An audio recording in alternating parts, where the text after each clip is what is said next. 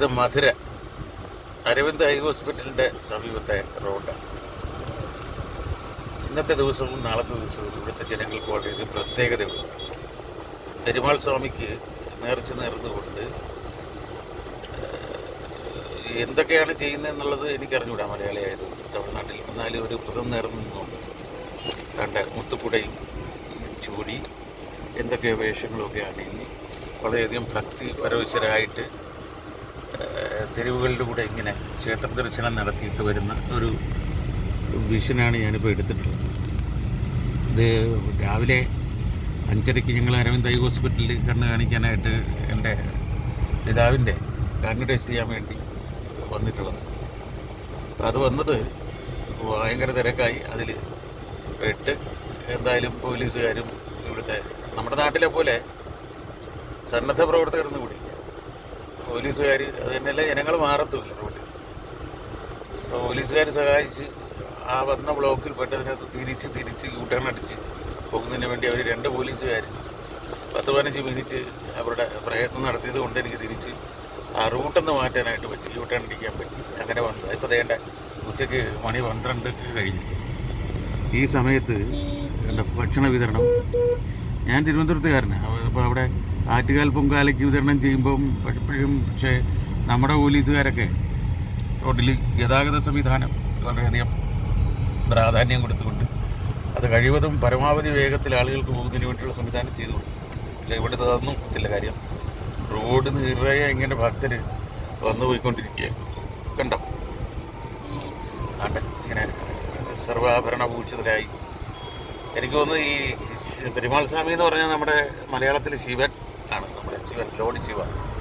അപ്പോൾ അങ്ങനെ അദ്ദേഹത്തിൻ്റെ വേഷവിധാനങ്ങളൊക്കെ അണിഞ്ഞ് തെരുവിലൂടെ ഇങ്ങനെ പോയിക്കൊണ്ടിരിക്കുക. അപ്പോൾ ഇത് ഏറ്റവും സുഖമായി പോകുന്ന ഒരു വഴിയാണ്.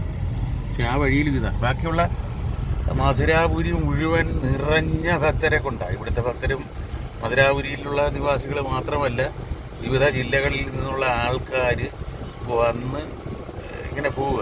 അപ്പോൾ അതിങ്ങനെ ഈ പെരുമാൾ സ്വാമിയുടെ വേഷത്തിൽ വന്നിരിക്കുന്ന ആളുകളുടെ കയ്യിൽ ഒരു ബാഗുണ്ട്. ആ ബാഗ് നിറയെ വെള്ളമാണ്. ആ വെള്ളം അത് തീർത്ഥമായിരിക്കണം. ആ തീർത്ഥം ഈ പോകുന്ന വഴിയിൽ ജനങ്ങളുടെ മുകളിലേക്ക് ഇങ്ങനെ സ്പ്രേ ചെയ്തിട്ടാണ് അവർ പോകുന്നത്. മയിലും ഒക്കെ ഉണ്ട്. ആദ്യമേ ഞാൻ ധരിച്ചത് ഇത് കൃഷ്ണനുമായി ബന്ധപ്പെട്ട എന്തോ ഒരു ഐതിഹ്യത്തിൻ്റെ ഭാഗമായിട്ടായിരിക്കുമെന്നാണ്. പക്ഷേ അങ്ങനല്ല. ഞാൻ പിന്നീട് ഇവിടുത്തെ ഒരു തമിഴ് സുഹൃത്തിൻ്റെ ഒക്കെ ചോദിച്ചപ്പോഴേ അദ്ദേഹം പറഞ്ഞു തന്നത് ഇത് പെരുമാൾ സ്വാമിയാണ്. അപ്പോൾ പെരുമാൾ സ്വാമി എന്ന് പറയുമ്പോൾ ഞാൻ ചോദിച്ചത് ലോഡ് ശിവയല്ലേ എന്ന് ചോദിച്ചു. അപ്പം അങ്ങനെ അതേന്ന് പുള്ളിയും പറഞ്ഞു. അപ്പം അങ്ങനെ പുള്ളി എന്ന് പറഞ്ഞാൽ അദ്ദേഹം നമ്മുടെ തിരുവനന്തപുരം ഭാഷയിൽ, നാടൻ ഭാഷയിൽ കണ്ട ഇത് കണ്ട വേഷം കെട്ടിയ ആൾക്കാരാണ് ഈ മേളിൽ നിൽക്കുന്നത് കണ്ട. അപ്പോൾ അവരുടെ കയ്യിലൊരു പമ്പിരിക്കുന്നു. അതൊരു പമ്പ് ഓട്ടോറിക്ഷ വന്നതുകൊണ്ട് അത് കാണാൻ പറ്റുന്നില്ല. അപ്പോൾ വേണ്ട ഒരു പമ്പ് ഇരിപ്പുണ്ട്. ആ പമ്പിൽ നിന്നും ഈ തീർത്ഥമായിരിക്കും. അത് അവരുടെ ബാഗിൽ നിന്ന് അവരിങ്ങനെ സ്പ്രേ ചെയ്യും. കണ്ടോ 2 പേര് ഒരു വിഷമൊക്കെ കിട്ടി ഇങ്ങനെ നിൽക്കുക. അതേണ്ട ഒപ്പം തന്നെ ഈ സൈഡിൽ നിന്നിങ്ങനെ ആൾക്കാർ വന്നുകൊണ്ടിരിക്കുക. ഇതൊക്കെ ഭയങ്കര രാജവീഥികളാണ് ഇവിടുത്തെ. എപ്പോഴും നല്ല തിരക്കുള്ള ആ പോകുന്ന സ്ഥലത്താണ്. അതവിടെ എല്ലാം ഭക്ഷണ വിതരണവും ഇങ്ങനെ ജനങ്ങളുടെ ഒരു ഇത് കണ്ടോ. ഇത് നമുക്ക് ഒരു ആദ്യത്തെ അനുഭവം. അപ്പോൾ ഇന്നിങ്ങനെ ഒരു അപ്പോയിൻമെൻറ്റ് ഇവിടുത്തെ ഹോസ്പിറ്റലിൽ നിന്ന് വന്നതുകൊണ്ടാണ് ഇങ്ങനൊരു ഫെസ്റ്റിവലിലൂടെ നടക്കുന്ന വിവരം നമുക്ക് മലയാളികൾക്ക് അറിയാൻ കിട്ടുന്നത്. ചിലപ്പോൾ മലയാളികളായിട്ടുള്ള ആളുകൾ ഇവിടെ താമസിക്കുന്നവർക്ക് ഇതൊക്കെ അറിയാൻ പറ്റുമായിരിക്കും. താണ്ടപ്പോൾ ഇങ്ങനെ വേഷമൊക്കെ വെച്ചിട്ട് നമുക്ക് ഇതിനകത്തൊന്നും ഇറങ്ങിയിട്ടൊന്നും ചിത്രീകരിക്കാൻ പറ്റുന്നില്ല. കാരണം അത്രയ്ക്ക് തിരക്കാണ്. ഇതൊരു വലിയ മെയിൻ റോഡാണ്, ബൈപ്പാസിലേക്ക് പോകുന്ന വഴിയാണ്. ആ വഴിയിൽ ഇത്രയും തിരക്കുണ്ട് കണ്ടോ. പിന്നെ കിരീടമൊക്കെ വെച്ച് കുഞ്ഞുങ്ങളും കുട്ടികളും കൊച്ചു കുട്ടികളെ ഇവിടെ പക്ഷേ മുട്ടയടിക്കുന്നുണ്ട്. ആ മുട്ടയടിക്കുമ്പം തലമുണ്ടനം ചെയ്യുക എന്ന് പറയുമ്പോഴത്തേക്ക് നമുക്ക് സാധാരണ പളനി ഒക്കെ പോകുന്ന ഒരു പ്രതീതിയാണ്. അപ്പം മുരുകൻ്റെ ഒരു ഐതിഹ്യവുമായി ബന്ധപ്പെട്ടുള്ള ഒരു ആഘോഷം, ഒരു ഫെസ്റ്റിവലാണെന്നാണ് ആദ്യമേ ധരിച്ചത്. പക്ഷെ പിന്നീടാണത് പെരുമാൾ സ്വാമി ആണെന്നും ലോഡ് ശിവയാണെന്നും മനസ്സിലാക്കുന്നത്. അതാണ് കണ്ട ഇത് കണ്ട തീർത്ഥം സ്പ്രേ ചെയ്തിട്ട് കണ്ട ഇങ്ങനെ പോകുന്നു കണ്ട.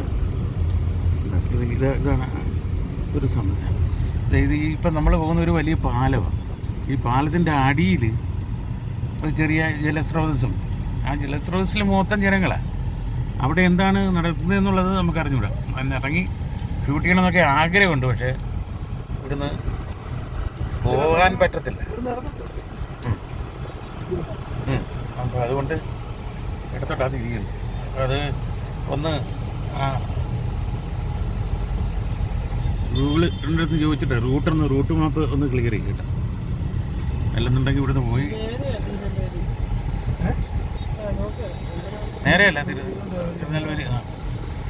തിരുനെൽവേലി ഇത് കണ്ടോ, ഇങ്ങനെ കണ്ട് ഇതാണ് കണ്ടീഷൻ. ഇവിടുന്ന് വലത് ഭാഗത്തേക്കാണ് കൂടുതലും ആൾക്കാർ പോകുന്നതുകൊണ്ടല്ല. അവർ കണ്ട ഇങ്ങനെ ആ തീർത്ഥവും സ്പ്രേ ചെയ്ത് അവിടെ ഒരു നേർച്ച നടത്തി ഇങ്ങനെ പോകുന്ന ഒരു ഭാഗത്ത് കാണും. ഇവിടെ ഇതിൻ്റെ ഇപ്പോൾ നമ്മൾ നിൽക്കുന്ന ഈ ഭാഗത്തിൻ്റെ താഴ്വശം ഒരു ജലസ്രോതസ്സാണ്. അത് ഒഴുക്ക് ഉള്ള ഒരു സാധനം. എനിക്കൊന്ന് വൈഗ നദിയാണോ എന്ന് എനിക്ക് അറിഞ്ഞൂടാ. വൈഗയുടെ ഭാഗമാണെന്ന് അറിഞ്ഞൂടാ.